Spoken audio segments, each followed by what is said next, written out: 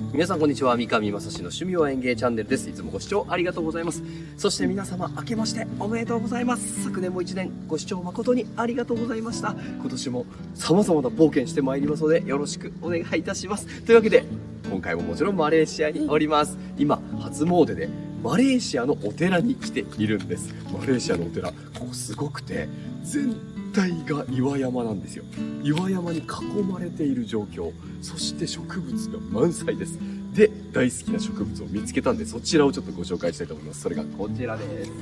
トラディスカンティアです。いや、もう大人気の観葉植物で、とにかくね、育てやすくて、しかも葉が美しい、魅力いっぱいなので、ぜひおすすめです。僕も大好きな観葉植物なんですが、こちらで見事に自生しています。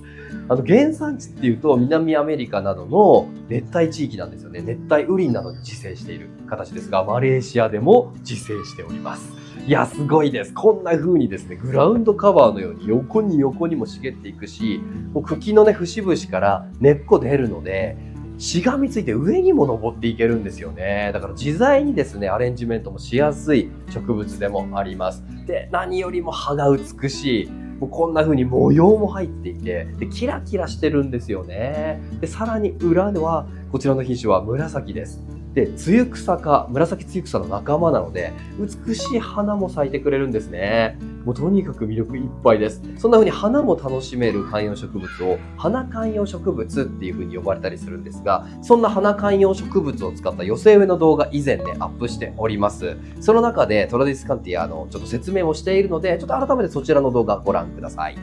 はい、トラディスカンティアです。いやー、わさわさね、茂ってくれました。すごいですよね。こんな風にね、横に横にこう伸びていってくれるんですよ。で、何が綺麗ってね、この葉っぱが本当に美しくて、光沢があるんですね。艶のある葉っぱで、あと花も咲くんですね。で、プラスこちらのおすすめが、こんな風にね、わさわさ育ててるんですけども、これね、茎のところで、こう節を残して切っていただいて、下の葉っぱを落として、それを土に刺してもいいですし、あとはね、水刺しです。はい。こんな風に切ったものを水に刺しておきました。そうすると、はい、ご覧ください。根っこがね、出てきてくれるんです。こんな風に。節から細かい根がたくさんわーっと出てきてくれて、はい、増やし放題です。ご自身で楽しむ範囲でしたら、こんな風に増やして楽しむことができるので、ぜひね、おすすめです。はい、こんな風にですね、鉢でわーっと茂った状態でも売っていますし、100円ショップで小さな苗も売っております。そこからいかようにも育てて茂らせることができます。で、暖かい地域だったらこんな風にグラウンドカバーもすることもできちゃうっていうことなんですよね。とにかくね、強いです。丈夫なので、今日は育て方をね、しっかりお伝えしていきたいと思います。まずは日光なんですけども、トラディスカンティアは明るいですね、間接的な光を好むんですよ。なので直射日光は苦手です。これね、わかりやすいのがここまさにで、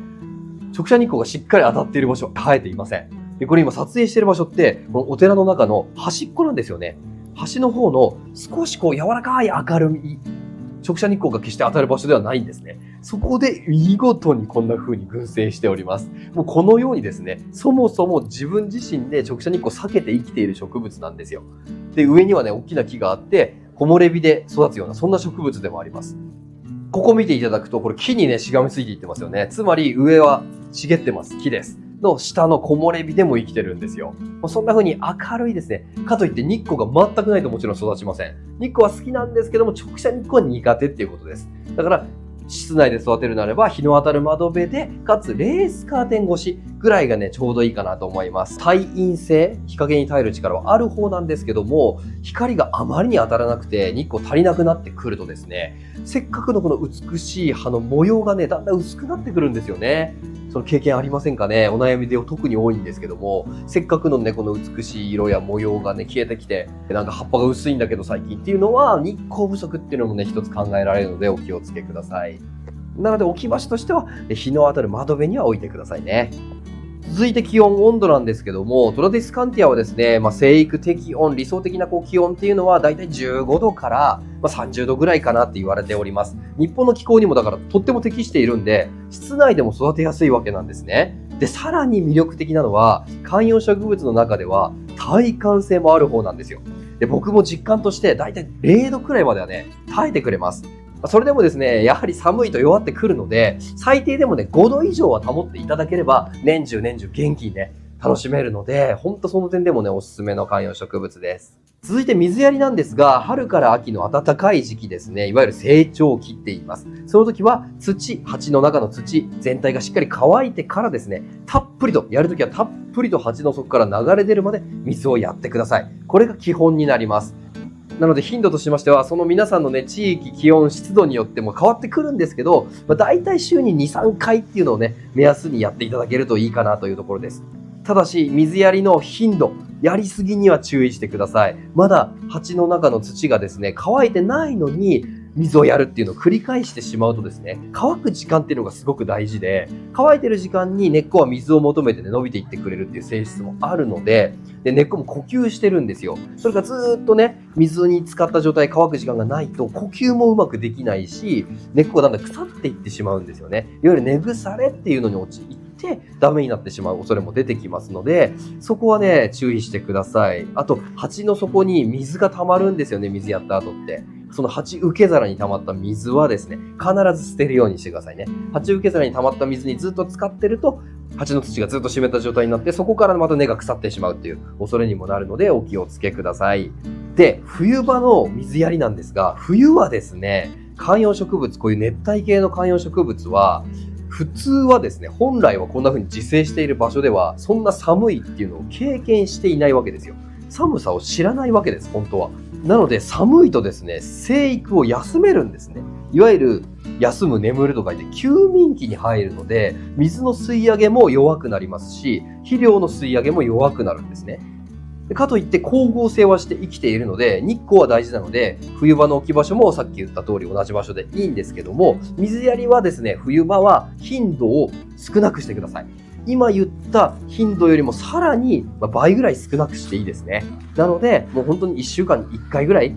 水やるっていいぐらいです。それも本当皆さんの場所によって変わってくるんですけど、土が完全に乾いてから、さらに2、3日空けてから水やりするってぐらいにね、考えていただけたらと思います。水やりの頻度に関してはですね、詳しくは他の動画でもですね、お伝えしているので、観葉植物の水やりについてはそちらの動画も見ていただけますとありがたいです。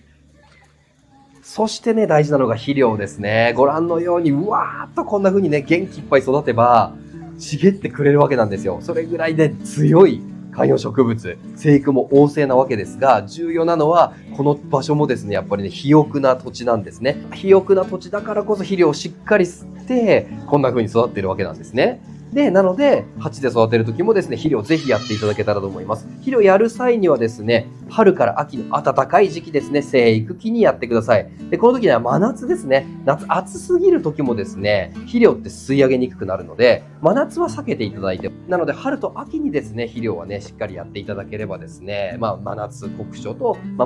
冬の寒さもですね、乗り越える力もしっかりつくので、肥料はね、しっかり春と秋にやっていただけたらと思います。で、観葉植物の肥料で悩んだら、ボタナイスです。もう観葉植物専用のね、シリーズとしてボタナイスシリーズって売っているので、もう園芸店さんやホームセンターさん、あとネットでもですね、販売しています。ぜひね、手に入れていただけたらと思います。もう大人気でね、今いろんなところで売ってるようになって、手に入れやすくなっておりますので、おすすめです。その中のもう肥料は置くだけ簡単錠剤肥料です。もうこれ本当に簡単で、もうね、肥料自体に匂いもなくて錠剤のね、こんな風な肥料なんですけども、これを規定量ですね、しっかりパッケージにも書いてありますから、鉢のサイズに合わせた量が書いてあるので、その肥料をね、置くだけで OK です。あとは水やりとともに溶け出して効いてくれて、月に1回ほどね、やっていただければしっかりと効いてくれて、で肥料もね、やりすぎには注意で、この規定量はしっかり守ってください。もうやりすぎてしまうと、たくさんやってしまうとですね、肥料濃度が濃すぎてですね、濃くなっちゃって、根っこの方から逆に水分が奪われてしまう。肥料焼けっていうのが起きて、枯れてしまう恐れが出てくるので、必ず規定量を守ってですね、この通りにやっていただければ、観葉植物元気に育ってくれます。なんで、悩んだらボタナイスおすすめです。他にもですね、活力剤といって、肥料プラスの栄養分ですね。元気を育てる濃縮液というのも売っております。こちらもですね、併用していただくと、春と秋に肥料と一緒にやっていただければ、より元気に育ってくれますから、わんさか茂るこんな風にですね、グラウンドカバーを作るのも夢ではなくなります。というわけで今回はおすすめの観葉植物トラディスカンティアご紹介しました。育ててみようかなと思われた方、ぜひグッドボタン、チャンネル登録よろしくお願いいたします。改めて今年も三上正史の趣味は園芸チャンネルよろしくお願いいたします。ありがとうございました。